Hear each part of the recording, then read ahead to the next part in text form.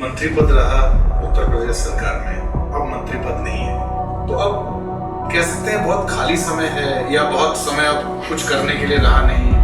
अभी क्या चल रहा है?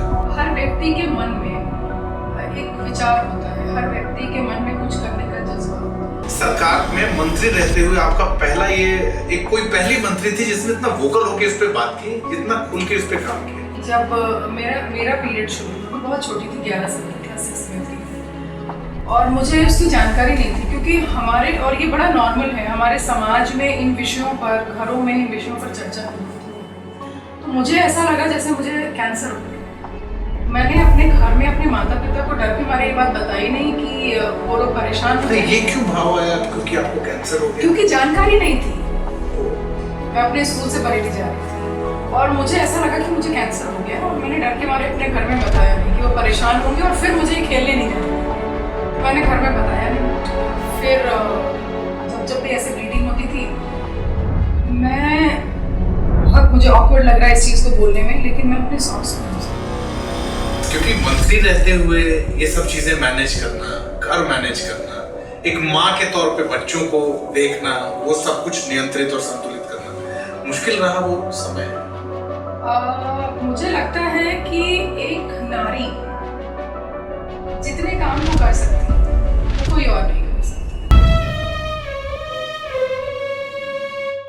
नमस्कार, हेलो एवरीवन, मैं मोहम्मद प्रकाश और आप देख रहे हैं नीति पद का ये खास पॉडकास्ट सीरीज। और आज हमारे साथ इस पॉडकास्ट में खास मेहमान स्वाति सिंह, उत्तर प्रदेश सरकार में पूर्व मंत्री। और बहुत दिनों से चर्चा हो रही थी, बात करनी है, बहुत सारी चीजें साझा करनी है देश को लेके, देश में हो रही चीजों को लेके। तो आज हमने समय तय कर लिया और हमने कहा कि आज बात करते हैं और खुल के बात करते हैं। बहुत बहुत स्वागत है स्वाति जी आपका। नमस्कार अमित जी, और सबसे पहले तो मैं धन्यवाद देती हूँ आपको कि आपने मुझे यहाँ बुलाया। वैसे तो आपसे बहुत मुलाकातें हुई, बहुत बातें हुई, लेकिन इस रूप में हम पहली बार मिल रहे हैं। तो ये सेट देख के कैसा लग रहा है? बहुत अच्छा लग रहा है और आपको यहाँ साथ में देखकर और अच्छा लगा। हमारी फोन पे बहुत बार बात हुई और आप बहुत सारी ऐसी चीजें मुझे बताती रहती थी, बट मैं पहला प्रश्न जो मैं आपसे पूछना चाहता हूँ, टेलीविजन पे आप लगातार देख रही होंगी देश में हो रही बदलती घटनाओं को लेके, घटनाक्रमों को लेके, कोई एक तस्वीर, कोई एक ऐसा वीडियो जो आपको लगता है, आपको याद है अभी भी? अब जब मैं आपसे बात कर रहा हूँ इस वक्त, जैसे ही मैंने ये कहा तो वो वीडियो आपको अचानक से याद आया कि हाँ, ये मुझे कभी भूलता नहीं है? अभी ज़्यादा पुरानी बात नहीं है, जब माननीय प्रधानमंत्री जी नए संसद भवन में जब पहली बार वहाँ पर हाउस बैठी थी, तो आपने देखा होगा उसमें राष्ट्रपति महोदया सबसे आगे चल रही थी। तो ये अपने आप में मुझे लगता है इस देश की हर महिला के लिए गर्व की बात है कि सबसे शीर्ष स्थान पर एक महिला नेतृत्व कर रही है। और मुझे लगता है कि अगर शीर्ष स्थान पर कोई महिला, कोई नारी बैठी है, तो उसके पीछे किसका योगदान है ये आप समझ सकते हैं। एक व्यक्ति इस देश की बागडोर को संभाले हुए हैं, जिनका विजन और जिनका मिशन बहुत ही क्लियर है, और उसी की वजह से आज महिलाएं इतने सशक्त पोजीशन पर हैं। तो उसकी चर्चा भी हो रही है क्या? आप जैसे कह रही हैं, घर में भी चर्चा हो रही है आपके आसपास, ये बात क्या हो रही है? जो देखिए, चर्चा, क्योंकि आज अगर मैं वर्तमान की बात करूं तो आज के समय में महिलाएं भी बहुत प्रखर हो गई हैं, उनकी सोच भी प्रखर हो गई है और उनके विचार भी बहुत प्रखर हो गए हैं। और जब हम एक ऐसे समाज में रह रहे हैं जहां पर महिलाएं धीरे धीरे आगे बढ़ रही हैं और उस देश में राष्ट्रपति के रूप में अगर महिला बैठी हुई है, तो क्या चर्चा नहीं होगी? प्रखर होने का अवसर भी तो महिलाओं को दिया जा रहा है। ये अवसर, ये जो चैलेंज रहा है, हम बात तो करते हैं, बड़े बड़े भाषणों में मैंने सुना, बहुत सारे लीडर्स को सुना, महिला सशक्तिकरण, महिलाओं को आगे लाना है, कंधे से कंधा मिला के चलना है, ये सब बड़े उस तरह के फ्रेजेस थे जिसमें हम बचपन से सुनते आए। बट वाकई आपको लगता है कभी इस पे काम हुआ या सिर्फ भाषणों में चर्चा हुई? देखिए, मैंने अभी आपके सवाल का जवाब दिया जब आपने कहा कि कोई आपको ऐसा वाकया याद आ रहा हो जो आपके टीवी देख करके आपने वो चीज़ें अभी याद आ रही हैं। मैंने जो यहाँ पर कोट किया वो नए संसद भवन के विषय में मैंने आपके सामने बात की। आप उस समय को याद करिए जब नए संसद भवन में पहला बिल जो माननीय प्रधानमंत्री जी ने पेश किया वो नारी शक्ति वंदन बिल को पास किया। तो इस देश में महिलाओं का जो अस्तित्व है, जो उनकी गरिमा है, उसको वापस दिलाने का काम, मेरा तो ये मानना है कि माननीय प्रधानमंत्री जी ने नारियों का जो पवित्र आध्यात्मिक भाव था उसको पुनर्स्थापित करने का काम माननीय प्रधानमंत्री जी कर रहे हैं। बीच में मिस हो गया था सब कुछ, बीच का जो समय रहा। ये कहना गलत नहीं होगा कि जब मुगल आक्रांता इस देश में आए तो कहीं ना कहीं हम नारियों की गरिमा को चोट पहुंचाया था उन लोगों ने। अगर आप सनातन धर्म की मैं बात करूँ या मैं अपने इतिहास की बात करूँ, अगर आप उन पन्नों को पलट कर देखेंगे तो हम किस परंपरा से आते हैं जहाँ पर कहा जाता है यत्र नारायणतु पूज्यन्ते रमन्ते तत्र देवता। तो हम उस देश में उस परंपराओं से जुड़े हुए हैं जहाँ कहा जाता है कि देवता का वास भी वहाँ होता है जहाँ पर नारी की पूजा होती है। उस भाव को आप नाम समझिए। माननीय प्रधानमंत्री जी ने नारी शक्ति वंदन अधिनियम, उन्होंने इसे बताने का और इसे स्थापित करने का काम किया कि इस देश में जो नारियों की जो स्थिति थी, जो गरिमा थी, मैं आज उसको वापस दिलाने के लिए उन्होंने इस अधिनियम को ले रहे।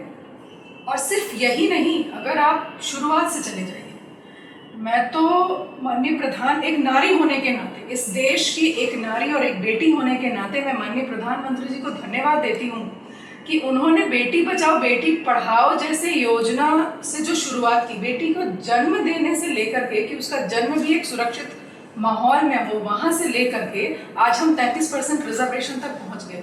ये कोई सामान्य बात नहीं, ये अपने आप में बहुत। ये यात्रा आसान थी क्या, इतनी आसानी से? मुझे लगता है कि ये आसान नहीं थी, क्योंकि हम एक ऐसे समाज में हमारा जन्म हुआ जो पितृसत्तात्मक समाज है।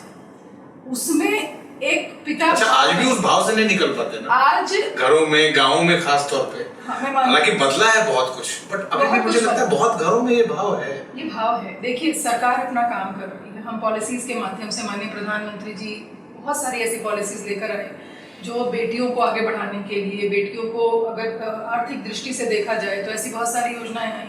महिलाओं को सशक्त बनाने के लिए स्वयं सहायता समूह को बनाया गया, उनको ट्रेनिंग दी गई। युवाओं की अगर बात करूं, युवाओं में लड़के और लड़कियां दोनों ही आते हैं, तो स्किल डेवलपमेंट की बात करूंगी मैं, मेक इन इंडिया की बात करूंगी कि यहाँ पे एंटरप्रेन्योरशिप को भी डेवलप किया गया, उसमें बहुत सारी महिलाओं का भी उसमें पार्टिसिपेशन रहा।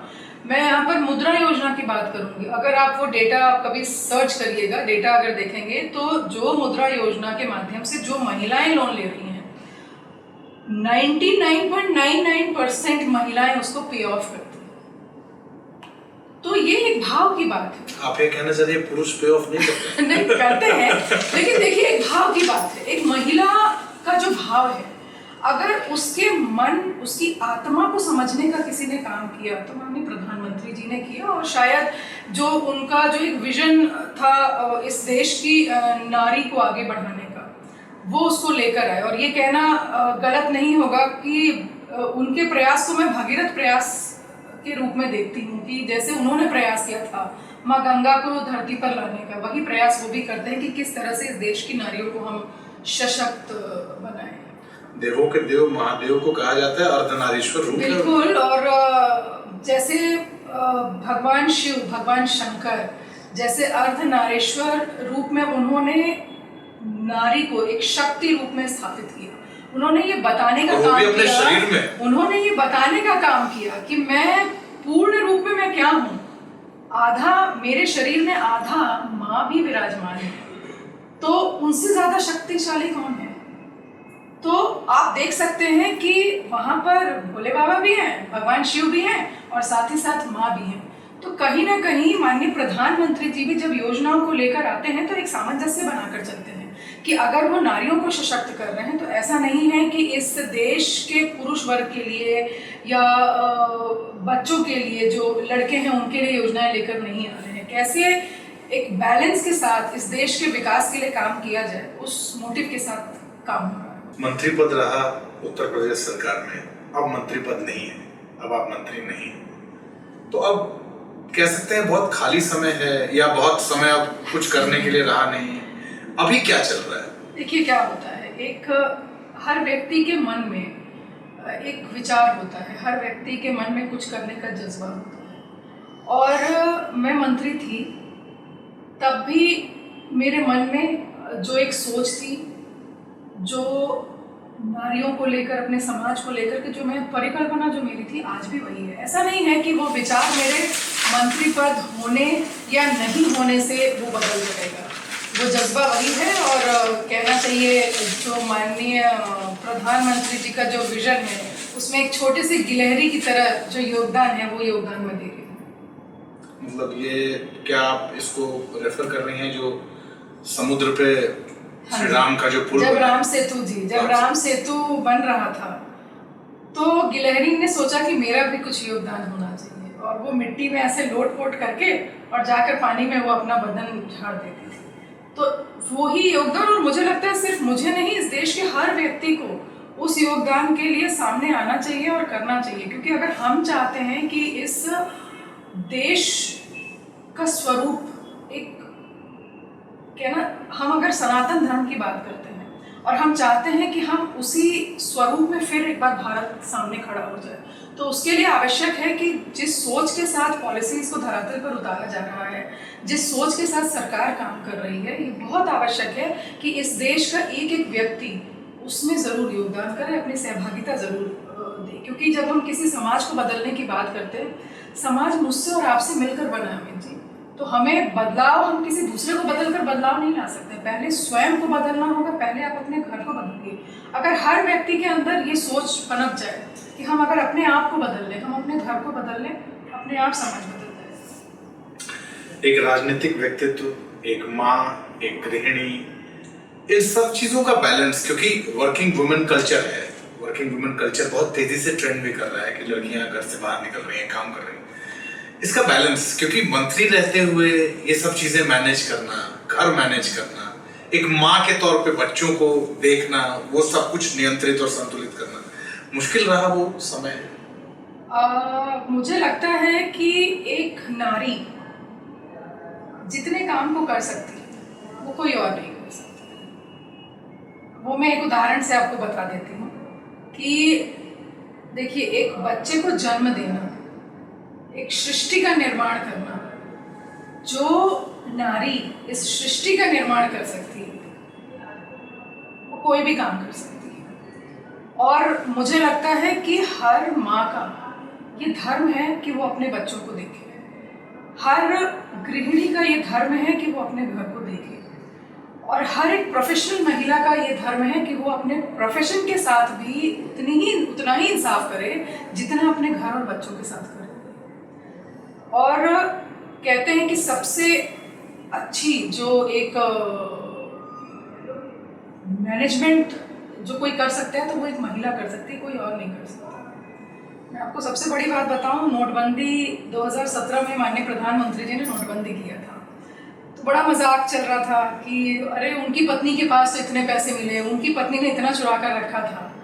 मेरा ये मानना है कि वो पत्नी ने जो चुरा के रखा वो आपकी जेब से नहीं चुराई है, उसको आप हो सकता है महीने का 10,000 5,000 घर खर्च के लिए देते होंगे। वो इतनी अच्छी मनी मैनेजमेंट करती है वो महिला कि उस 10,000 में भी शायद हो सकता है महीने का 1,000 2,000 बचा कर रख रही है, और जब घर में कोई मुसीबत आती है तो उसी पैसे को वो निकाल करके दे देती है। तो इससे बड़ी बात क्या होगी? एक महिला के अंदर वो सारे गुण होते हैं जो किसी भी काम को एक सुदृढ़ तरीके से और एफिशिएंसी के साथ वो कर सकती है। मेरे साथ भी वही चीज़ लागू होती है, क्योंकि मैं एक माँ होने के नाते, एक गृहिणी होने के नाते, मैंने कभी अपने घर, अपने बच्चों के साथ कॉम्प्रोमाइज़ नहीं की। मैंने अपने मंत्रालय के साथ, अपने क्षेत्र के साथ भी मैंने कोई कॉम्प्रोमाइज़ नहीं किया। हाँ, ये ज़रूर मान सकती हूँ क्योंकि पॉलिटिक्स में आपका 24/7 आपको काम करना पड़ता है, तो बच्चों का जो समय था वो ज़रूर कुछ कम हो गया, घर में जो समय देती थी वो थोड़ा कम हो गया। बच्चों ने सफ़र किया? नहीं, ये तो मैं नहीं बोलूँगी कि सफ़र किया, क्योंकि मेरे बच्चे, क्योंकि शुरू से मैं वर्किंग रही, तो मेरे बच्चे इतना समझदार थे कि माँ को अभी बाहर जाना है तो जाएंगे, लेकिन वो इसमें भी कॉम्प्रोमाइज़ नहीं करते थे कि अगर आप रात में लेट से भी आएंगी तो हमें आपका 2 घंटा चाहिए, तो वो 2 घंटा मैं उनको देती थी। तो इतने और थकने के बाद भी 2 घंटा निकाल पाती थी कि नहीं बच्चों बिल्कुल। के साथ? देखिए, एक बच्चे के अंदर संस्कार डालने के लिए माँ का साथ में बैठना, साथ में बातचीत करना और बातों को जो भी विषय है उनका जो उनके अंदर ईगरनेस होती है, वो बहुत चेष्टा करते हैं बात को जानने के लिए। उनके मन में कई सवाल आते हैं, उन सवालों का जवाब अगर माँ नहीं देगी तो कोई और दे नहीं सकती। और मेरा ये मानना है कि संस्कारों की जो नींव रखी जाती है वो उसकी माँ रखती है। तो किसी भी माँ को कितना भी काम हो, अपने बच्चों को जो समय देना है उससे कॉम्प्रोमाइज नहीं करना चाहिए। और ये काम आप करिए, देखिए आपका बच्चा कितना अच्छा संस्कारी होगा और बहुत नाम रोशन करेगा। बट ये आज आपको लगता है ये बहुत सॉरी स्टेट है आज के समय कि माएँ चूंकि वर्किंग हो गई हैं, समय नहीं दे पा रही हैं बच्चों को, बड़ा होते हुए नहीं देख पा रही हैं, चाहते हुए भी वक्त नहीं निकाल पा रही हैं। आपने कहा आप मैनेज करती थी रात को 2 घंटे, यहाँ तो कई उदाहरण। ये बात मैं मानती हूँ कि बड़ा होते हुए शायद मैं भी, क्योंकि जब मैं एक्टिव पॉलिटिक्स में जब मैं आई तो मेरे बच्चे उस समय काफ़ी छोटे थे, तो इस चीज़ को मैं मानती हूँ कि हाँ, मैं किस तरह से बड़े हो रहे हैं, क्या हो रहे हैं, उसको मैं नहीं देख पाई। लेकिन समय बदल गया है, फ़ोन का समय आ गया है, तो आप अगर दूर भी हैं तो अपने बच्चों से फ़ोन से आप कनेक्ट हो सकते हैं। क्योंकि मैं बहुत बाहर भी रही, तो फ़ोन से मैं उनसे जुड़ी रहती थी, उनके बातों को सुनना, बातों को समझना, उन्हें आगे की चीज़ें बताना, वो मेरे साथ भी रहा और वो हर महिला के साथ रहता है। लेकिन हाँ, ये ज़रूर कहूँगी कि आज के समय में बहुत आवश्यक है कि अगर माँ भी जॉब कर सकती हैं तो बिल्कुल करें। हर चीज़ में अच्छाई और बुराई दोनों होती है। अगर पिता और माता दोनों, माँ और पिता दोनों अगर वर्किंग हैं, तो घर में जो बच्चे पढ़ रहे हैं उनके अंदर ये जज्बा शुरू से आ जाता है कि हमें भी पढ़ के कुछ करना है। जो माँ घर में भी है उनको भी देख करके बच्चों को लगता है कि आज मेरी माँ इतने तकलीफ से हमको घर के भी काम कर रही है, खाना भी बना रही है, हमें खाना बना करके फिर स्कूल भेज रही है, पापा को ऑफिस भेज रही है, इनके लिए मुझे कुछ करना है। तो आप अपने बच्चों से अगर कम समय भी है तो आप कैसे उनको टैकल कर रहे हैं, कैसे उनको कम समय में कैसे उनके लिए आप समय निकाल करके और जिन बिंदुओं पर आपको उनसे चर्चा करने की आवश्यकता है वो आप कर रहे हैं कि नहीं, इसका बहुत बड़ा महत्व है। मैं कल किसी का से एक बात सुन रहा था, उसने कहा आज के समय में the best mode is flight mode. जब आप घर जाएं तो आप फ्लाइट मोड में चले जाएं, क्योंकि फोन, मोबाइल जिसकी आप बात कर रही थी। अब मैं आपको एक छोटा सा उदाहरण देता हूँ। मेरे पास कुछ लोग आए और उन्होंने अपनी सोसाइटी का एक उदाहरण दिया कि आपको पता है साहब, हमारे यहाँ ना बच्चों को मेड घुमाती हैं और जो बच्चों के माता पिता हैं वो कुत्ते घुमाते हैं। ये जो एक, क्योंकि मेड क्या है, मेड कहती है हमें आपके कुत्ते से बहुत डर लगता है, हम आपका बच्चा घुमा लेंगे, हम आपका कुत्ता नहीं घुमा पाएंगे। और मालिक कहता है ठीक है तुम मेरा बच्चा घुमा दो, हमें कुत्ते को भी नीचे लेके जाना है। ये समय जैसे आगे बढ़ा, अब आप जो बात कह रही हैं मैं उसको यहाँ कनेक्ट करना हूँ। जब समय का ये अभाव हो जाए और उसके बाद समय के अभाव के साथ जब ये भाव खत्म हो जाए। समय का अभाव नहीं है, अगर समय का अभाव होता तो कुत्ते को भी नहीं, तो भाव नहीं है ना, भाव नहीं है, इसीलिए मैं संस्कार की बात कर रही हूँ। मान लीजिए किसी परिवार में, मैं किसी व्यक्ति विशेष के बारे में नहीं बोल रही हूँ, मैं किसी एक या दो परिवार के विषय में नहीं बोल रही हूँ, लेकिन मेरा ये कहना है कि मान लीजिए अगर इस तरह के भाव किसी परिवार में है और लोग उस भाव को देख रहे हैं, तो कम से कम और लोगों को उससे सीख लेनी चाहिए कि जो मेरे बच्चों का जो भविष्य होगा उसमें ये चीज़ नहीं होनी चाहिए। इसलिए संस्कार का स्थान सबसे बड़ा है, सबसे बड़ा। और अगर संस्कार नहीं होते, अगर हम संस्कारों को प्राथमिकता पे नहीं रखते, तो मुझे लगता है कि इस पूरी सृष्टि में भगवान का अस्तित्व ही नहीं है। जिन जिन कार्यों को आपने किया मंत्रालय में रहते हुए, उसमें एक चीज़ जो मैंने सबसे ज़्यादा आपके बारे में पढ़ी कि आपने सैनिटरी पैड्स को लेके, महिलाओं को इस बारे में जागरूक करने को लेके, इसकी स्वच्छता को लेके बहुत काम किया। अब मैं उस पर आपसे थोड़ी डिटेल में इसलिए बात करना चाहता हूँ क्योंकि कुछ वर्षों पहले तक बड़ा संकुचित भाव था इस बारे में। बात, एक फिल्म बनी और उस फिल्म के बनने के बाद लोग थोड़े खुल के बात करने लगे, और इसलिए मुझे लगता है इस वक्त आपसे इस पर बात करना इसलिए जरूरी है क्योंकि आपने इस दिशा में जो शुरुआत की वो शायद इस देश के किसी भी सरकार में मंत्री रहते हुए आपका पहला ये एक कोई पहली मंत्री थी जिसने इतना वोकल होकर इस पे बात की, जितना खुल के इस पे काम किया? वहां से शुरू करते हैं। देखिए, मैं आपको अपने ही जीवन के विषय में बताऊंगी। जब मेरा पीरियड शुरू हुआ, मैं बहुत छोटी थी, 11 साल की, क्लास 6 में थी, और मुझे उसकी जानकारी नहीं थी, क्योंकि हमारे, और ये बड़ा नॉर्मल है, हमारे समाज में इन विषयों पर, घरों में इन विषयों पर चर्चा नहीं होती है। तो मुझे ऐसा लगा जैसे मुझे कैंसर हो गया है। और मैंने अपने घर में अपने माता पिता को डर के मारे ये बात बताई नहीं कि वो लोग परेशान हो गए। ये क्यों भाव आया क्योंकि आपको कैंसर हो गया? क्योंकि जानकारी नहीं थी। अब देखिए, अब तो स्कूल के लेवल पे भी अब ये इस तरह की शिक्षा। आप अपने पहले पीरियड्स की बात कर रहे हैं? मैं अपने पहले पीरियड की बात कर रही हूँ, जब मैं क्लास 6 में थी, 11 साल की थी, मैं तब की बात कर रही हूँ। क्या लगा, क्या मतलब ये क्या हो रहा है शरीर में, ये क्या चल रहा है? कुछ समझ में नहीं आया। मुझे दूसरे दिन बरेली जाना था स्पोर्ट्स के लिए, मैं अपने स्कूल से बरेली जा रही थी, और मुझे ऐसा लगा कि मुझे कैंसर हो गया, और मैंने डर के मारे अपने घर में बताया नहीं कि वो परेशान होंगे और फिर मुझे खेलने नहीं जाने देंगे, तो मैंने घर में बताया नहीं। और मैं बरेली गई, 3 दिन वहाँ पर रही। मुझे उतना नहीं याद है कि मैंने कैसे चीज़ों को मैनेज किया। फिर जब भी ऐसे ब्लीडिंग होती थी, मुझे ऑकवर्ड लग रहा है इस चीज़ को बोलने में, लेकिन मैं अपने सॉक्स को यूज़ करती थी।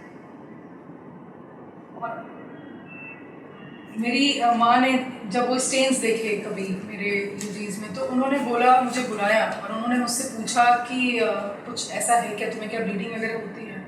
तो मैंने कहा हाँ। तो मेरी मदर बहुत रोने लगी। तो उन्हें देखकर, क्योंकि मैं बहुत छोटी थी, उन्हें देखकर मैं भी रोने लगी, और मुझे लगा कि अब तो पक्का मरने वाली हूँ और बहुत जल्दी मैं मरने वाली हूँ। ये बहुत सहजता से, बहुत सहज रूप में मैं आज आपको इस बात को बता रही हूँ, पर जब मैं इस बात को सोचती हूँ, जब याद करती हूँ, तो मैं अपनी मन स्थिति के बारे में उस समय का सोचती हूँ कि एक छोटा सा बच्चा, और मेरी मन स्थिति बहुत खराब थी। किसी बच्चे को अगर ये महसूस हो कि वो बहुत जल्दी मरने वाला है, आप कल्पना करिए उस बच्चे की क्या मानसिकता उस समय रही होगी, क्या सोच रही होगी, क्या भाव रहा होगा।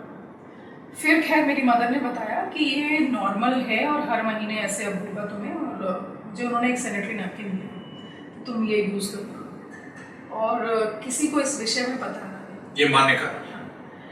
और मेरी माँ ने तब कहा। आज भी हम समाज में ऐसा ही देखते हैं कि किसी को बताना नहीं, अपने फादर को नहीं बताना, अपने भाई को नहीं बताना, और ये बहुत सहज है।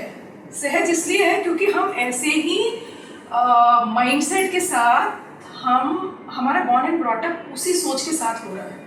हमारे समाज में, चाहे वो ग्रामीण क्षेत्र हो या शहरी क्षेत्र हो, चाहे वो कम पढ़े लिखे लोग हों या ज़्यादा पढ़े लिखे लोग हों, इस बात को टैबू मानते हैं कि हमें ओपनली इस पर डिस्कस नहीं करना चाहिए, और हम पीरियड्स के बारे में डिस्कस नहीं करते हैं। मैं तो मानती हूँ कि आज की डेट में स्कूल्स में हम गुड टच, बैड टच, इस विषय पर बात करने लगे, हम पीरियड्स के बारे में टीचर्स भी बताने लगे हैं, लेकिन आज भी घरों में इस विषय पर बात नहीं होता है। हम बच्चों को स्कूल में ये ज्ञान दे देते हैं, लेकिन बच्चा इतने संकोच में रहता है, इतना डरा हुआ रहता है कि वो अपनी माँ से, अपने पिता से, अपने भाई से इन विषयों पर बात नहीं कर पाता है। और सर्वाइकल कैंसर होने का सबसे ज़्यादा जो बड़ा कारण है, वो है कि हम पीरियड के टाइम में स्वच्छता का ध्यान नहीं रखते। आप विश्वास मानेंगे, जब मैं 2017 में सरोजनी नगर विधानसभा, जो लखनऊ का एक विधानसभा क्षेत्र है, उत्तर प्रदेश की राजधानी है लखनऊ, वहाँ पर बहुत सारी महिलाएं हैं जो स्वयं सहायता समूह से जुड़ी हुई हैं। क्योंकि मैं महिला विधायक थी उस क्षेत्र की, बहुत आसानी से मैं उनके बीच में चली जाती थी, उनसे बातचीत करती थी, हर विषय पर बात कर लेती थी, उनका सुख दुख, उनकी दिक्कतें, उनकी परेशानियाँ। उसमें ये एक विषय निकल कर आया कि वो आज भी गंदे कपड़े को यूज़ कर रही है। मुझे लगा कि आज़ादी के लगभग 70 साल हो गए, और 70 साल के बाद भी आज ये महिलाएं गंदे कपड़े को यूज़ कर रही हैं, तो ये आगे अपनी बेटियों को क्या बताएंगी या क्या समझाएंगी। फिर मैंने एक अभियान शुरू किया, उनको मैंने समझाना शुरू किया पीरियड्स के टाइम में कैसे स्वच्छता का, माहवारी के टाइम में ध्यान रखिए, साफ कपड़ा यूज़ करिए। फिर मैंने उनसे बोला कि आप कपड़े की जगह आप एक साड़ी कम लीजिए, आप साल में 1 या 2 साड़ी मत खरीदिए अपने लिए, लेकिन सैनिटरी नैपकिन खरीद कर लिए। और उसके बाद धीरे धीरे देखिए, जब कहते हैं कि आपका जब भाव अच्छा होता है, तो लोग भी आपसे जुड़ने लगते हैं। फिर मैं टाटा ट्रस्ट के संपर्क में आई। वो अपने CSR फंड के माध्यम से, टाटा ट्रस्ट वाले वो एस्पिरेशनल डिस्ट्रिक्ट्स में वो इस पर काम करते हैं, मेंस्ट्रुअल हाइजीन पर वो अवेयरनेस करते हैं, और कॉटन के कपड़े का जो रीयूजेबल होता है, वॉशेबल होता है, वो उसका मैन्युफैक्चरिंग करते हैं। उनसे मैंने संपर्क किया, उन लोगों से मैंने रिक्वेस्ट किया कि लखनऊ में सरोजनी नगर ऐसा ब्लॉक नहीं था जहाँ पर जो कि एस्पिरेशनल हो, तो लेकिन आप यहाँ पर काम करिए, बहुत आवश्यक है। उन लोगों ने मेरे आग्रह को स्वीकार किया और वो आकर वहाँ पर उन्होंने अपने काम को शुरू किया। कॉटन के कपड़े से वो सैनिटरी नैपकिन बनाने लगे। जो स्वयं सहायता समूह की महिलाएं थी उन्हीं को मैंने उसमें एंगेज किया, उन्होंने ट्रेनिंग लिया। वो उसका प्रोडक्शन आज भी सरोजनी नगर ब्लॉक में उसका प्रोडक्शन होता है, जो कॉटन के कपड़ों का सैनिटरी नैपकिन। और मेरा एक टारगेट था कि वहाँ सरोजनी नगर में जो महिलाएं जो स्वयं सहायता समूह से जुड़ी हुई हैं, कम से कम 100 रुपये रोज़ का कमाएं। आप विश्वास मानेंगे, वो महिलाएं 2022 की मैं बात बता रही हूँ, वो 7 से 7,500, 6 से 7,500 के बीच में हर महीने कमाने लगती है। कितनी बड़ी बात है कि वो अपने स्वच्छता का भी ध्यान रख रही हैं, अपने हाइजीन का भी ध्यान रख रही हैं, अपने और उनका एक जो आर्थिक दृष्टि से कहते हैं कि एक मजबूती प्रदान भी किया गया उनको। उसके बाद नाबार्ड के साथ मैंने काम किया, नाबार्ड ने भी इसमें काफ़ी मेरी मदद की। मैं थोड़ा सा इस क्वेश्चन में पहले आना चाहता हूँ। पहला दिन कार्यकाल में जब आप निकली इन जगहों पे जाने के लिए, लड़कियों से मिलने के लिए, महिलाओं से मिलने के लिए, खुल के आए वो?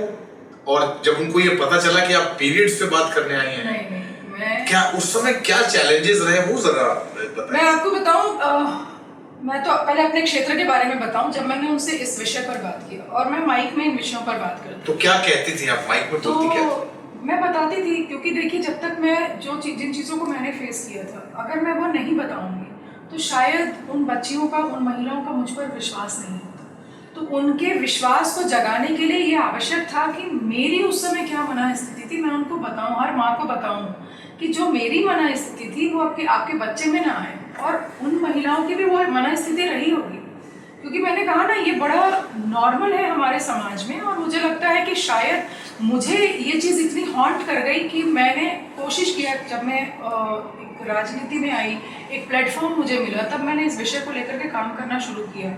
और इसके लिए मैं अपने शीर्ष नेतृत्व को मैं धन्यवाद देती हूँ कि उनकी वजह से आज मैं इस विषय पर प्रखर रूप में मैं काम कर रही हूँ, और प्रखर तौर पर ये हौसला मिला वहाँ से? बिल्कुल मिला। वो अगर कर रहे हैं तो मैं इस पे खुल के क्यों नहीं बात कर सकता? बिल्कुल मिला। और दूसरी बात, बच्चियाँ जो स्कूल कॉलेजेस में थी वो मेरे ऊपर हंसती थी कि ये क्या बोल रही हूँ, ये क्या हो रहा है। अच्छा, ऐसा होता था? ऐसा होता था। और सरोजनी नगर में वहाँ से लेकर जो जर्नी मैंने हॉ से शुरू किया था, वो जर्नी सोचिए कहाँ पर आ गई कि एक जो टाटा ट्रस्ट की मैंने बात की, क्योंकि अवेयरनेस वहाँ पर हर गांव में तो जब होता था तो वहाँ से आने के बाद लगता था कि छोड़ो यार, कुछ और कर लेते? नहीं, कभी नहीं लगा। मुझे पता था कि ये एक ऐसा विषय है जो टैबू है इस समाज में, ये सब झेलना पड़ेगा। मुझे कभी नहीं लगा। और मुझे पता था कि, और मैं वहाँ पर अगर पुरुष मेरे मतलब भाई भी वहाँ पर रहते थे तो मैं इस विषय पर बात करती थी, क्योंकि ये कोई पाप नहीं है।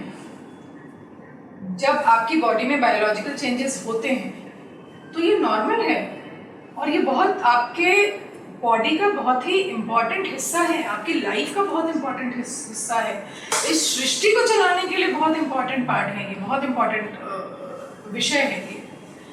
तो मैं आपको बता रही थी कि हॉ से शुरू होकर के और कहाँ तक पहुँचा सोचिए। जब टाटा ट्रस्ट वाले जो अवेयरनेस करते थे, वो सैनिटरी नैपकिन बना करके और वो बांटते थे। एक मदर इन लॉ थी उस गांव में, एक सास थी, उन्होंने जब वो अवेयरनेस कैंप में गई, उन्होंने सीखा, फिर उन्होंने सैनिटरी नैपकिन बनाना सीखा। उसके बाद उन्होंने अपनी बहू को भेजा। अच्छा, बहू को भेजा उन्होंने कि जाओ तुम जा करके अब वहाँ पर वो जो अवेयरनेस दे रहे हैं वो तुम सुनो, सीखो, समझो, और तुम भी आगे कुछ काम करो इसके लिए। तो सोचिए, जो मेरा सफ़र जो हॉ से शुरू हुआ था, मजाक से शुरू हुआ था, आज एक बुजुर्ग माँ, एक सास, इतने गंभीर रूप में उन्होंने इसको लिया, इतना सीरियसली उन्होंने लिया कि उन्होंने अपनी बहू को भेजा। इससे बड़ी बात क्या हो सकती है?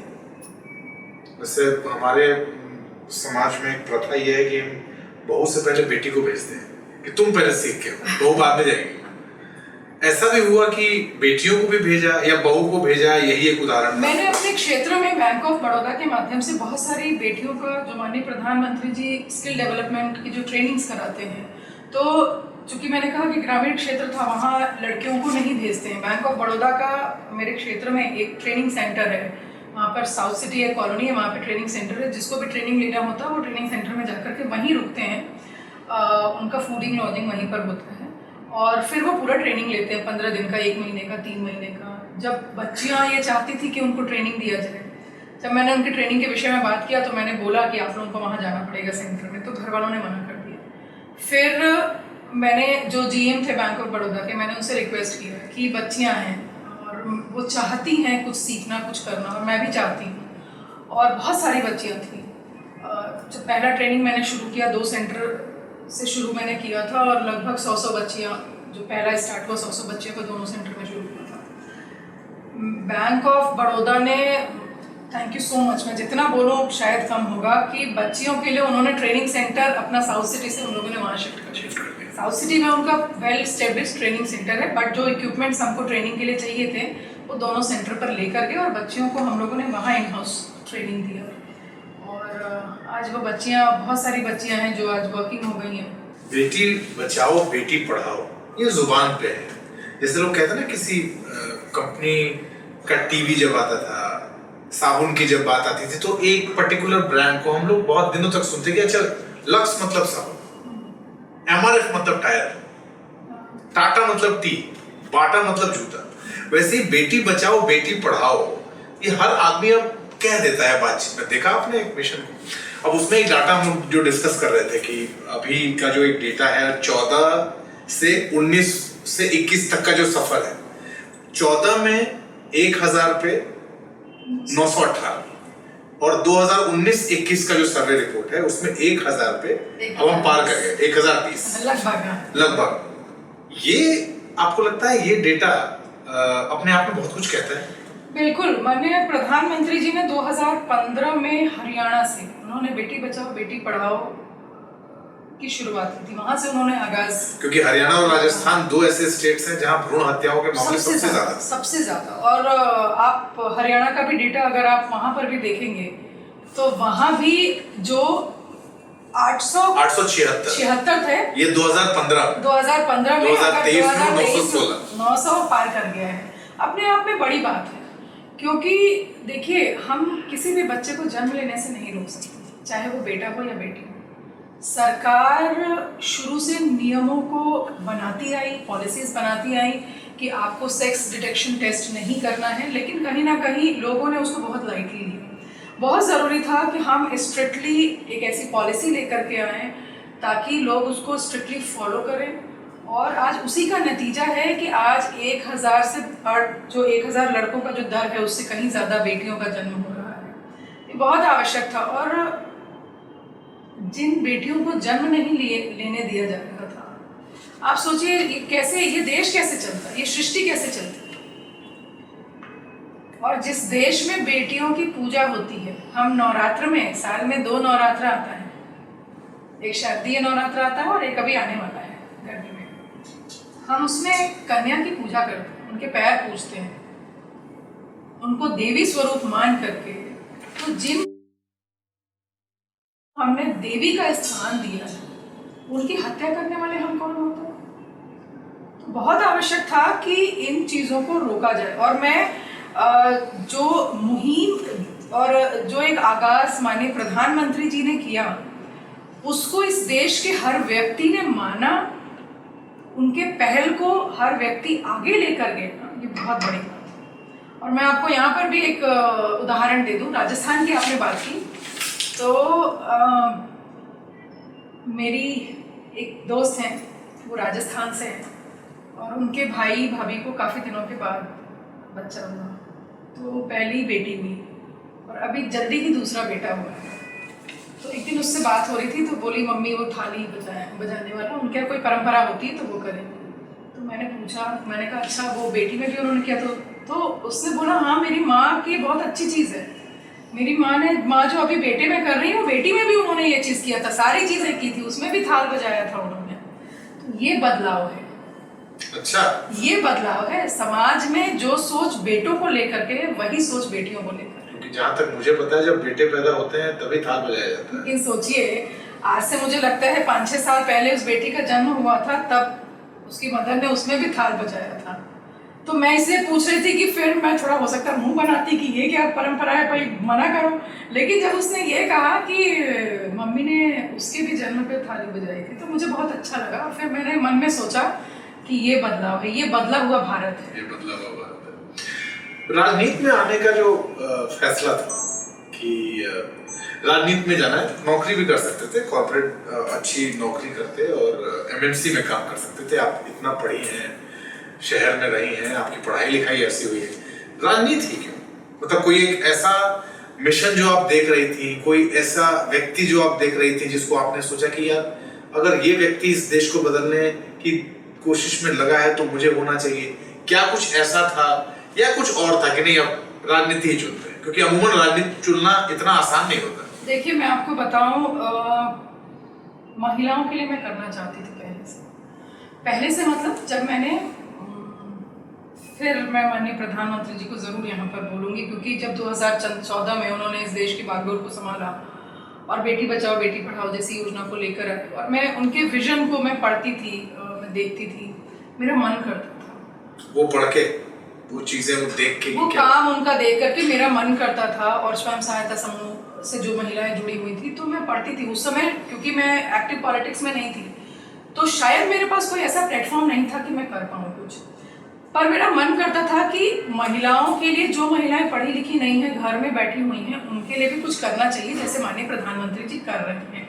थोड़ा बहुत कुछ करना चाहिए, अगर मैं कोई इनपुट दे सकूं, कुछ थोड़ा बहुत घर में उनको।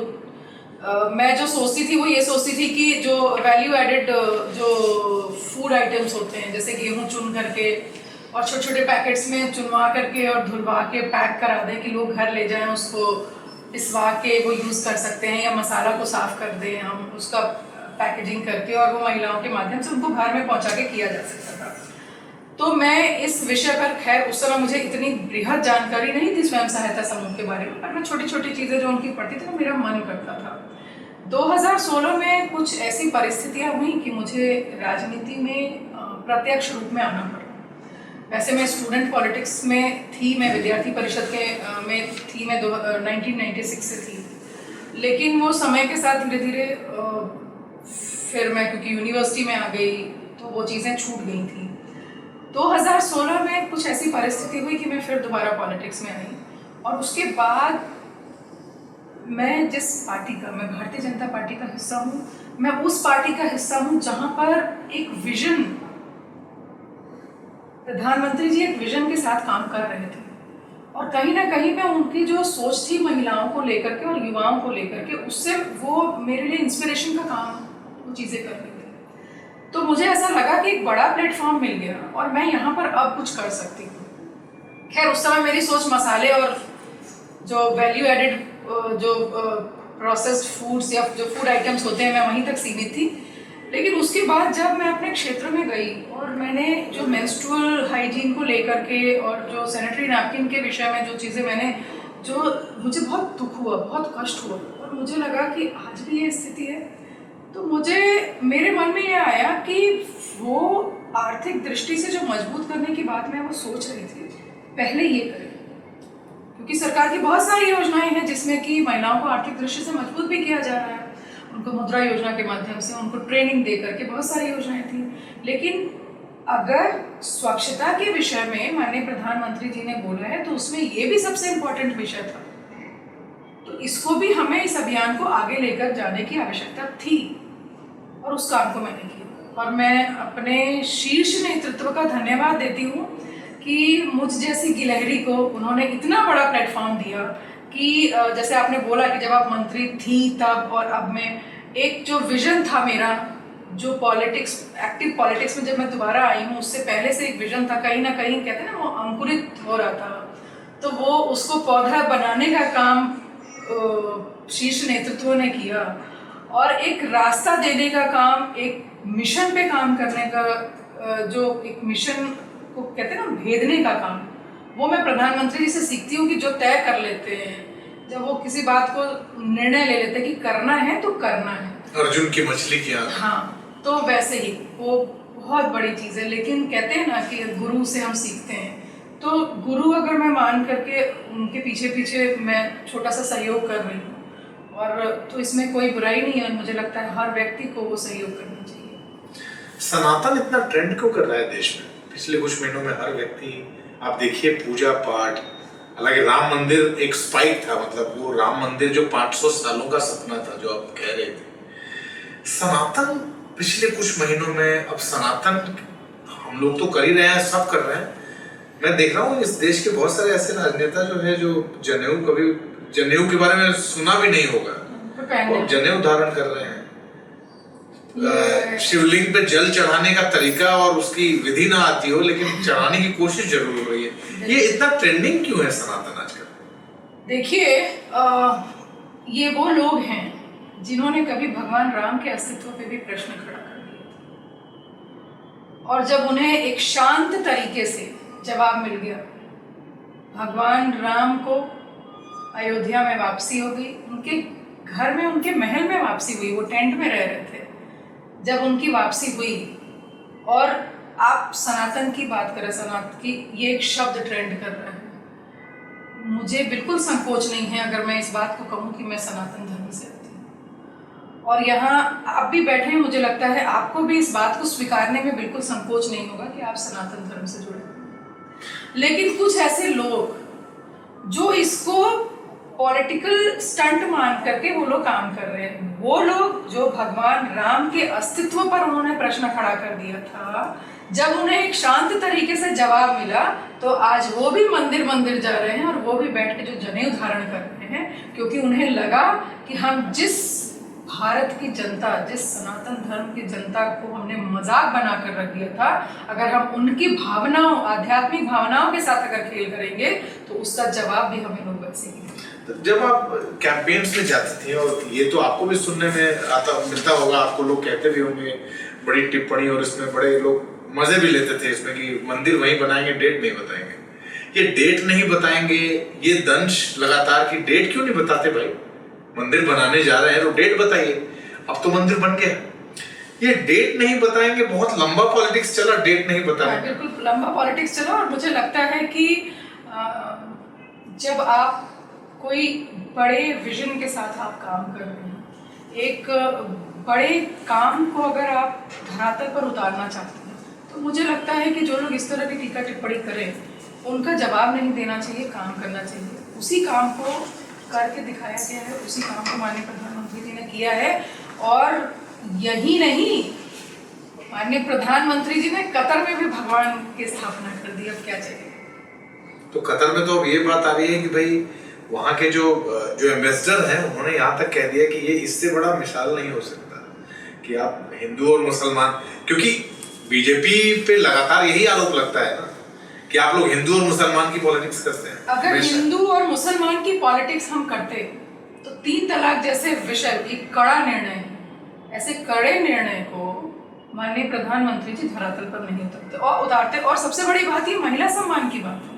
अगर महिलाओं के सम्मान को ठेस पहुंचे, अगर नारियों के सम्मान को आप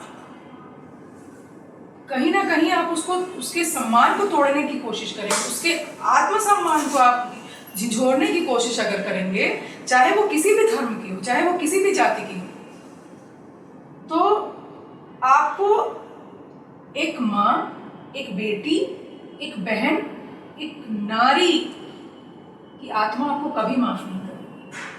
और अगर हम जाति या धर्म के आधार पर हम कोई भी निर्णय करते, अगर मैं अभी आपकी नारी शक्ति वंदन अधिनियम की बात करूं, तो क्या उसमें ये बताया गया है कि हिंदुओं के लिए है और मुसलमान बहनों के लिए नहीं है?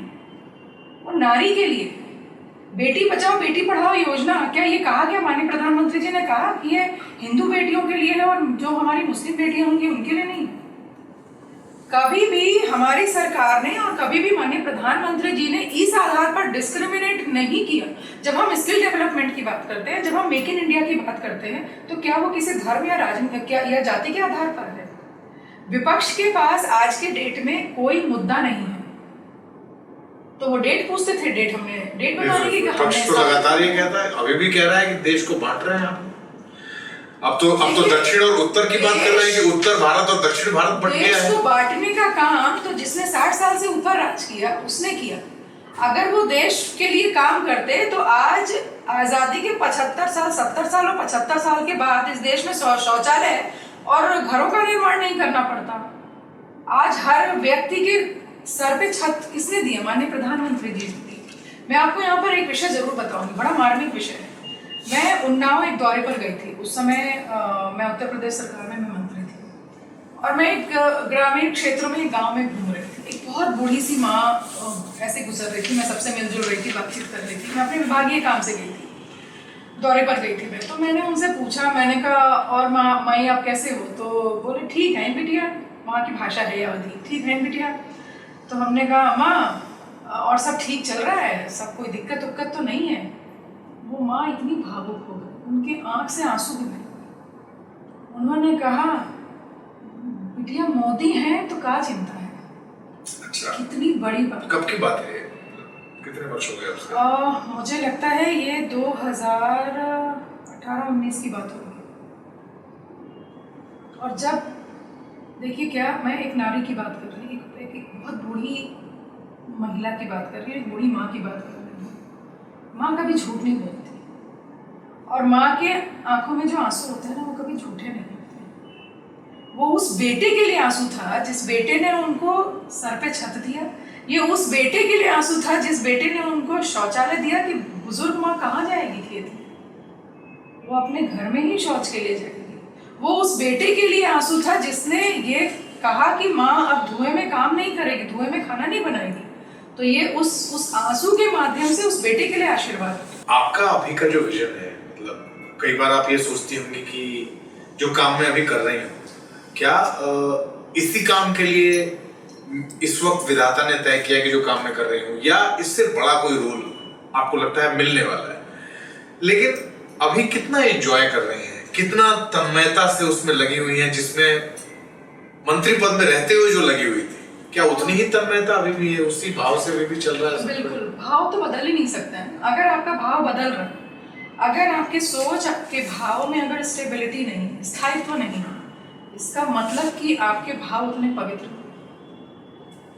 और मैं जो मेंस्ट्रुअल हाइजीन पर काम करती हूँ, मैं आज भी स्वाति फाउंडेशन के माध्यम से काम करती हूँ।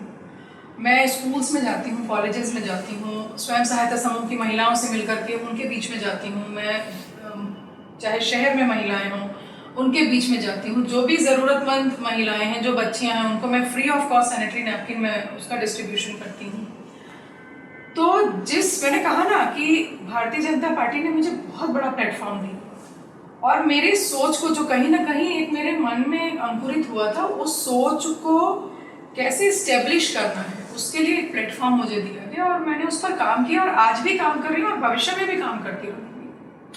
प्रधानमंत्री का रोना, प्रधानमंत्री का भावुक हो जाना किसी भाषण के दौरान, जब कई बार बोलते हैं तो उनका गला रुंध जाता है, फिर आप देखती होंगी कई सारे प्रोग्राम्स में पानी पीते हैं, फिर अगली बात कहते हैं। इसको विपक्षी दल जो है वो बड़ा मुद्दा बनाते हैं कि ये इनका पूरा स्टंट रहता है। इनको पता होता है, स्क्रिप्ट में लिखा होता है कि कहाँ भावुक हो जाना है, कहाँ आँख से आंसू निकालना है, और इसके लोग बार बार कहते हैं कि ये ड्रामा नाम देते हैं वो इसका। अमित जी, आपसे एक प्रश्न पूछती हूँ मैं, अगर आज अभी आपको कहा जाए कि आप रोइए तो आप रो सकते हैं? जो व्यक्ति मंच पर लाखों लोगों के बीच में डायस पे खड़े होकर के, पोडियम पे, अगर वो माइक पे भाषण दे रहे हैं,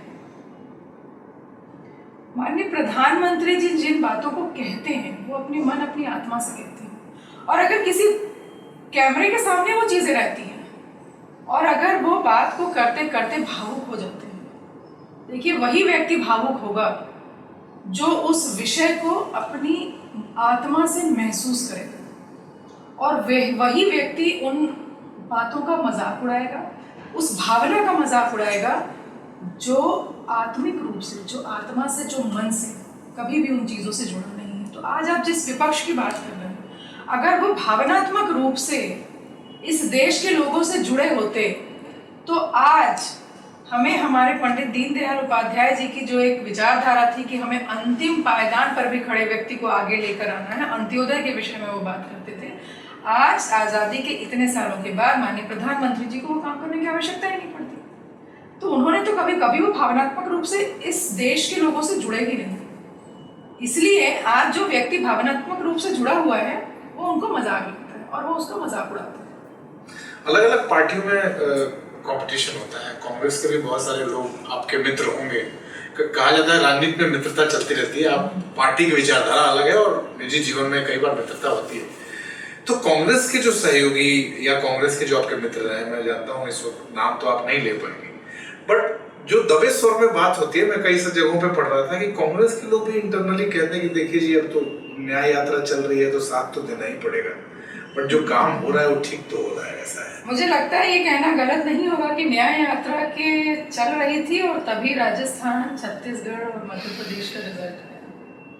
अब इसके बाद मुझे लगता है न्याय यात्रा जो कांग्रेस पार्टी चला रही है उसके तो कांग्रेस में उत्तर प्रदेश में जो आपके मित्र होंगे या जिनको आप जानती होंगी, कोई ऐसा मित्र मतलब ऐसी मित्रता जो होता है ना कि चलो यार, तुम्हारी विचारधारा अलग, मेरी विचारधारा अलग, तुम्हारी पार्टी अलग, मेरी पार्टी अलग, लेकिन राहुल गांधी को अपनी ही पार्टी के लोग क्या बोलते हैं इस तरह की यात्राओं को लेकर? कई बार देखिए, मैं आपको बताऊं, ये तो एक कहना चाहिए ना कि एक विश्वास है लोगों का।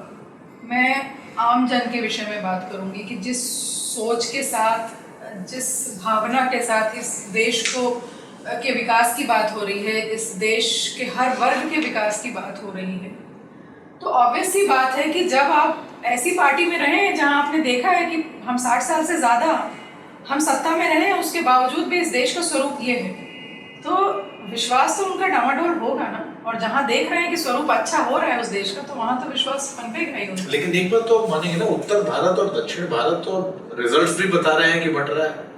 आप कर्नाटक चुनाव के नतीजे देख लीजिए, तो अब बीच में ये चर्चा भी हुई कि अच्छा, तो अब उत्तर तुम्हारा और दक्षिण हमारा। पर अभी चुनाव में, फिर आप लोकसभा चुनाव में आप देख लीजिएगा।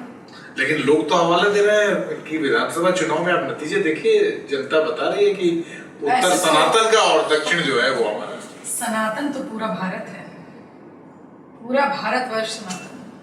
कांग्रेस पार्टी कहती है सनातन उत्तर भारत कर रही है पूरा बीजेपी। अगर कांग्रेस दक्षिण में तो मुझे लगता है कि दक्षिण में जितने भी सनातन धर्म से जुड़े लोग हैं, उनकी भावनाओं को वो कहीं ना कहीं चोट पहुंचा रहे हैं। आप किसी भी धर्म के हैं, आपको पूरी तरह से आज़ादी है कि आप अपने धर्म में रहकर उसकी पूजा करिए, या जिस भी तरह से आप पूजा करते हैं, हम तो पूजा ही बोलते हैं। तो आप किसी विशेष वर्ग में भारत को नहीं बांट सकते हैं। देखिए, अभी आप कह रहे थे कि ये कांग्रेस वाले हम भाजपाइयों पर ये आरोप लगाते हैं, और अभी तो आप ही ने बता दिया कि वो कह रहे हैं कि उत्तर भारत हमारा, दक्षिण भारत हमारा। ये किसी का नहीं है, इस देश की जनता का है।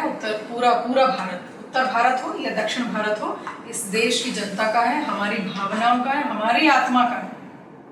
कोई भी व्यक्ति, कोई भी पार्टी इसका बंटवारा नहीं कर सकती। हमने एक बार शुरू में आपने जिक्र किया था, और चूंकि आप इतना वोकल होकर इस पे बात कर रही हैं, आपने अपने पहले पीरियड्स की भी बात हमसे की थी। उस दौरान कुछ ऐसा हुआ था, कोई ऐसी घटना जो आपको लगता है कि ऐसा क्यों हुआ मेरे साथ, ऐसा क्यों कहा गया मुझे?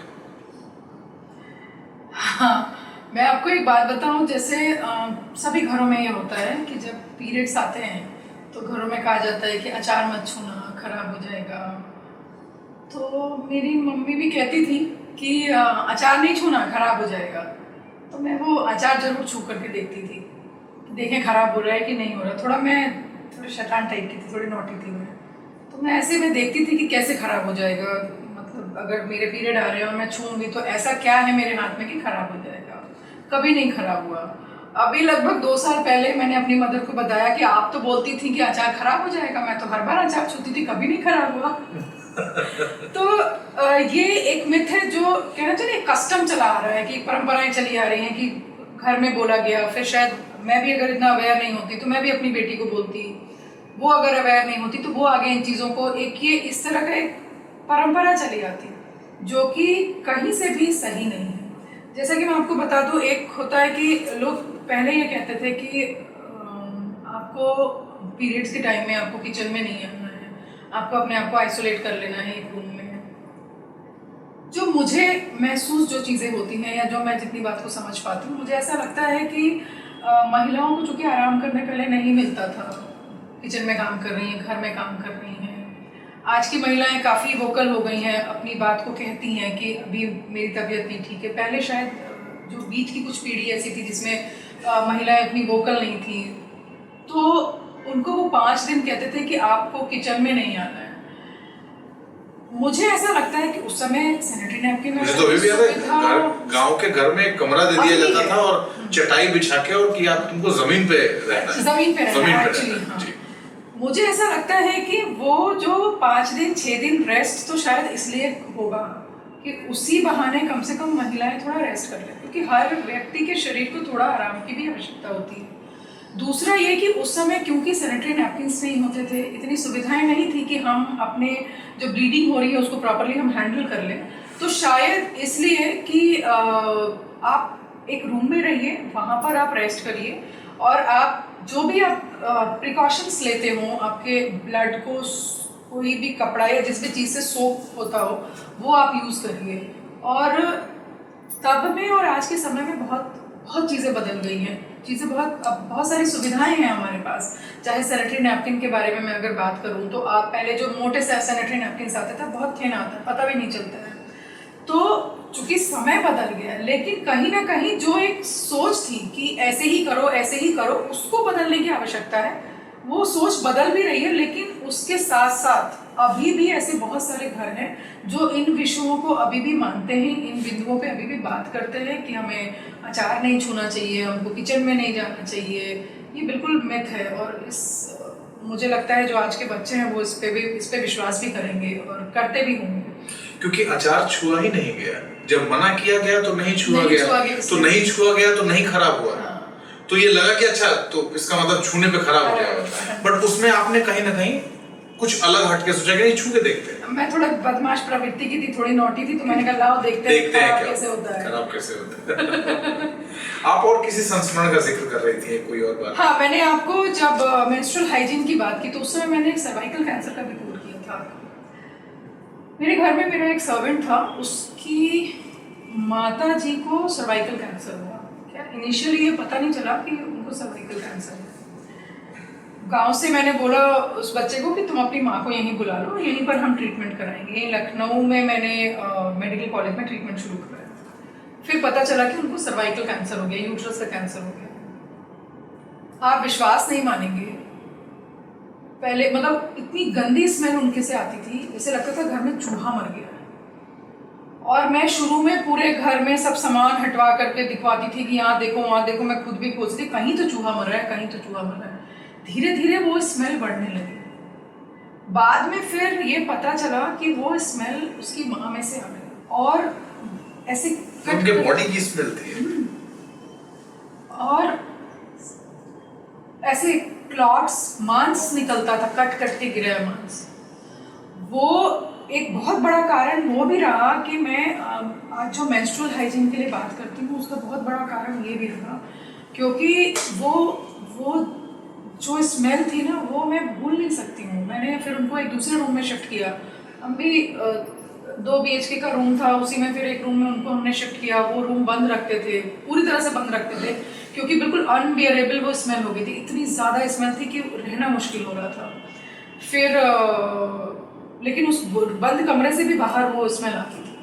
तो आप सोचिए, एक महिला अगर पीरियड्स के टाइम में अपने हाइजीन का अगर ध्यान नहीं रखेगी, अपनी स्वच्छता का अगर ध्यान नहीं रखेगी माहवारी के टाइम में, तो उसके जो कॉन्सिक्वेंसेस हैं, उसका परिणाम इतना खराब होगा कि उसका शरीर अंदर से तो बहुत क्रॉनिक हो जाता है। उससे तो सर्वाइकल कैंसर के चांसेस बढ़ जाते हैं। उसके बाद अगर आपको पता नहीं चला और वो बहुत क्रॉनिक हो गया, तो उसकी स्थिति ये हो जाती है कि बिल्कुल आप अंदर से सड़ने लगते हैं। तो ईश्वर ना करे कभी भी किसी भी महिला के जीवन में ऐसा दिन आए। मैं तो यही ईश्वर से प्रार्थना करती हूँ। और एक ये छोटी सी सोच है जो मैं लोगों के बीच में इस स्वाति फाउंडेशन के माध्यम से मैं लोगों के बीच में अवेयरनेस करती हूँ। और मैं हर बच्चे को, मैं जिस स्कूल कॉलेज में जाती हूँ, मैं हर बच्चे को यही बात बताती हूँ, यही सिखाती हूँ कि आप इस विषय पर ज़रूर आप वोकल हो जाइए। और मैं सिर्फ लड़कियों के बीच में इस विषय पर नहीं बात करती हूँ, वहाँ पर सारे स्टूडेंट्स रहते हैं, चाहे वो लड़कियाँ हों या लड़के हों। और मैं अभी कुछ दिन पहले सीतापुर गई थी, वहाँ एक कॉलेज में, मुझे बहुत अच्छा लगा कि वहाँ पर जो लड़के भी बैठे थे वो बहुत सहज रूप में मेरी इस बात को सुन रहे थे। और मैंने उस कॉलेज में देखा कि चाहे लड़के हों या लड़कियाँ हों, बहुत शांत भाव से बैठी थी। ये ज़रूर मैं कहूँगी कि लड़कियों से ज़्यादा वहाँ लड़के वोकल थे, लड़कियाँ कहीं ना कहीं संकोच कर रही थी। वो भी जब समय के साथ, जब हम 1 घंटे 1.5 घंटे उन बच्चों से मिले, बातचीत की, तो उनकी बातें निकल कर आ रही थी। लेकिन फिर भी इसमें उनकी बातों को निकालने के लिए समय लगेगा। वो सिर्फ एक मैं स्वाति फाउंडेशन के माध्यम से नहीं कर सकती हूँ। इसलिए मैं जहाँ भी जाती हूँ मैं उनसे ये ज़रूर कहती हूँ कि आप इस विषय को ज़रूर आगे लेकर के जाइए, क्योंकि कहते हैं ना, बूंद बूंद से घड़ा भरता है। तो ये बहुत ज़रूरी है कि हर व्यक्ति का चाहे एक बूंद ही सहयोग हो, एक ही व्यक्ति को आप अवेयर करिए, लेकिन आप ज़रूर करिए। और मैं आपको भी अमित जी ज़रूर कहूँगी कि आप अपने घर से इसकी शुरुआत करिए। आपके जो बच्चे हों, चाहे बेटा हो या बेटी हो, आप अपनी पत्नी को बिठाइए, अपने बच्चों को बिठाइए और इस विषय पर आप ज़रूर चर्चा करिए। जिस दिन हमारे लड़के लड़कियां इस विषय से भिज्ञ हो जाएंगे, जब उनकी जानकारी हो जाएगी, तो बहुत सारे जो बाहर सोसाइटी में बहुत सारी कुरीतियां हैं, कहीं ना कहीं हमको उससे मुक्ति मिल जाएगी। पिछले कुछ मैं आखिरी के 2 प्रश्न मेरे पास हैं जो कौतूहल में आया कि ये प्रश्न आपसे जरूर पूछूं। सर्वाइकल कैंसर की वजह से मौत और उस मौत का मार्केटिंग स्टंट। आपने भी कुछ दिन पहले पूनम पांडे को देखा होगा, एक एक्ट्रेस है, और उन्होंने ये पोस्ट आया, आपने देखा भी होगा, और दूसरे दिन 24 घंटे के अंदर आई और उन्होंने कहा कि नहीं वो तो जिंदा है। उन्होंने तो अवेयरनेस का ये तरीका कि आप इतना बड़ा प्रपंच रच के, क्या आपको लगता है ये तरीका सही था, या इस तरीके से अवेयर करना क्या आपको लगता है ठीक है, ऐसे कि आप अपना मौत बता दें कि हम मेरी मौत हो चुकी है? देखिए, मैं किसी भी व्यक्ति विशेष के बारे में मुझे लगता है कोई टिप्पणी नहीं करनी चाहिए। मुझे नहीं पता क्या सोच करके उन्होंने इन चीज़ों को ऐसे पब्लिसाइज किया, बट मेरा मानना ये है कि अगर आप इस तरह से, मान लीजिए 2-4 और लोग ऐसे कर लें, तो कहीं ना कहीं इस विषय को लेकर के जो एक गंभीरता है वो हल्की हो जाएगी। तो इस विषय के गंभीरता को समझना चाहिए और उस हिसाब से हमें काम करना चाहिए। हो सकता है उन्होंने उस गंभीरता को समझ करके और बहुत सोच विचार करके उन्होंने ऐसा किया होगा। इसलिए मैंने कहा मैं किसी भी व्यक्ति विशेष के बारे में टिप्पणी नहीं करूँगी, पर मेरी अपनी स्वयं की सोच ऐसी है। सबसे आखिर में, आप मंत्री भी रही काफी समय से, राजनीति में हैं। इस देश के जो यंगस्टर्स हैं, खासतौर पे जो लड़कियां हैं, उनको एक कोई मैसेज जो आपको लगता है कि इस वक्त मुझे ये कहने का मन कर रहा है देश की बेटियों, खासतौर पे देश के यंगस्टर्स को, क्या कहना चाहिए? अमित जी, मैं अपने आप को बहुत सौभाग्यशाली मानती हूँ कि आज मैं उस देश में हूँ जहाँ पर बेटियों और महिलाओं के विषय में इतना सोचा जा रहा है। आज यहाँ पर ऐसी पॉलिसीज बन रही हैं जहाँ पर बेटियों को आगे पढ़ने का मौका मिल रहा है। जहाँ तक मैं पॉलिटिक्स की बात करूँगी, क्योंकि आज की डेट में अगर देखा जाए तो बच्चियों का प्रतिनिधित्व तो हर सेक्टर में बढ़ रहा है। मैं ये तो नहीं कहूँगी कि हम फिर हर जगह बराबरी में आ गए हैं, चाहे वो इंजीनियरिंग हो, चाहे मेडिकल में हो, चाहे और जितने भी फील्ड्स हों, लेकिन फिर भी हमारा जो रेशियो है वहाँ पर बढ़ रहा है। मैं अपनी पूरे यंगस्टर्स से मैं ये ज़रूर आग्रह करूँगी, अपने देश के सभी बच्चों से, कि राजनीति में आप जैसे बच्चों की आवश्यकता है, जो जिनकी सोच, जिनका विजन इस देश के विकास को लेकर के जो एक सोच रखते हों और आकर के वो पॉलिसी मेकिंग में कुछ ऐसा काम कर सकते हों, क्योंकि हम अपनी सोच के अनुसार काम करते हैं। जो आगे की जनरेशन है वो क्या सोचती है, वो अपने इनपुट्स दे सकती है, वो पॉलिसी मेकिंग में काम कर सकती है। तो वो बच्चे चाहे प्रत्यक्ष रूप से पॉलिटिक्स में आए या परोक्ष रूप से मीन्स बहुत सारे ऐसे प्लेटफॉर्म हैं आज की डेट में कि वो हमको अपने इनपुट दे करके वो एक प्लेटफॉर्म, क्योंकि माननीय प्रधानमंत्री जी को मैंने देखा है कि वो लोगों से इनपुट्स लेते हैं, उनको कोई गुरेज नहीं है। वो जाते हैं तो एक ऐसे स्वयं सहायता समूह के महिलाओं के साथ भी बैठते हैं, उनसे भी बातों को पूछते हैं, समझते हैं वो क्या चाहती हैं। तो आज के समय में इस देश के बच्चों को एक तो बहुत अच्छा समय है कि आज वो वोकल होकर के अपनी बात को रख सकते हैं। तो अगर आप कुछ अच्छा कर सकते हैं, चाहे पॉलिसी मेकिंग में, चाहे पॉलिटिक्स में आकर के तो ज़रूर आइए। और मैं बेटियों के लिए बात ज़रूर कहूँगी कि कहीं से भी पॉलिटिक्स आपके लिए असुरक्षित नहीं है। जितने चैलेंजेस आपको दूसरे सेक्टर्स में आते हैं, चाहे वो मेडिकल का क्षेत्र हो, चाहे वो इंजीनियरिंग का क्षेत्र हो, चाहे वो किसी भी प्रोफेशन में हो, सेम जो चैलेंजेस हैं वो आपको पॉलिटिक्स में भी आते हैं वो चैलेंजेस, एक महिला होने के नाते। तो मुझे लगता है एक जो डर है वो ख़त्म करके आना चाहिए पॉलिटिक्स में, और जब तक आप सही हैं आपको कोई कुछ नहीं कर सकता। इस विश्वास के साथ आप आइए। और मैंने शुरू में एक बात कही थी, वो मैं युवा जनरेशन है, जो यूथ है इस देश का, मैं उनको भी ये ज़रूर कहना चाहूँगी कि एक विजन के साथ इस देश को आगे बढ़ाने का काम माननीय प्रधानमंत्री जी कर रहे हैं। इस विजन को और इस मिशन को स्थापित करने के लिए बहुत आवश्यक है कि हम सब बूंद बूंद करके उस घड़े को भरें और अपना अपना योगदान दें। बहुत आवश्यक है। चलिए, बहुत बहुत धन्यवाद। और खास तौर पर विशेष धन्यवाद इस बात के लिए क्योंकि कई टॉपिक्स पे आपने बहुत वोकल और बहुत ही खुल के बात की, और पीरियड्स पे हमने इस तरह से बात की। और मुझे लगता है आपकी बातचीत में जो बातें आई हैं वो दौर और आज के दौर में जो फर्क है, जो अंतर है, जो रेवोल्यूशन आया, जो आंदोलन कह सकते हैं, वो आपकी बातों को सुन के मुझे भी ऐसा लगा कि इतनी खुल के बात तो मैंने आज तक इस टॉपिक पे शायद ही किसी ने की हो। और आपने ये बात की, विशेष तौर पे, खास तौर पे इस बातचीत के लिए आपका बहुत बहुत धन्यवाद। हमारे साथ जुड़ने के लिए बहुत बहुत धन्यवाद। नीति पथ, भारत भाग्य भविष्य, और यही कोशिश है हमारी कि हम नीति पथ में देश की नीति, देश की नीतियों, उसके नीति निर्माण, उसके भविष्य, उसकी रणनीतियों, इस पे चर्चा करें। और जो भी चर्चा करें वो खुल के करें, क्योंकि ये कोई ऐसा सेटअप नहीं है जिसमें हम किसी न्यूज़ चैनल में देखते हैं कि हम बड़ी रटी रटाई बातें करते हैं, जो लिख के बात लेके आते हैं वही कहते हैं। हम सिर्फ यहाँ उस तरह की बात करते हैं जो हम कैमरे के पीछे करते हैं। यहाँ हम कोशिश करते हैं उस बात को कैमरे के सामने लेके आए और खुल के बात करें। तो आज स्वाति जी की कौन सी बात आपको सबसे अच्छी लगी, कमेंट बॉक्स में लिख के जरूर बताइएगा। और इस तरह की पॉडकास्ट सीरीज से जुड़े रहने के लिए हमें आज और अभी सब्सक्राइब करिए।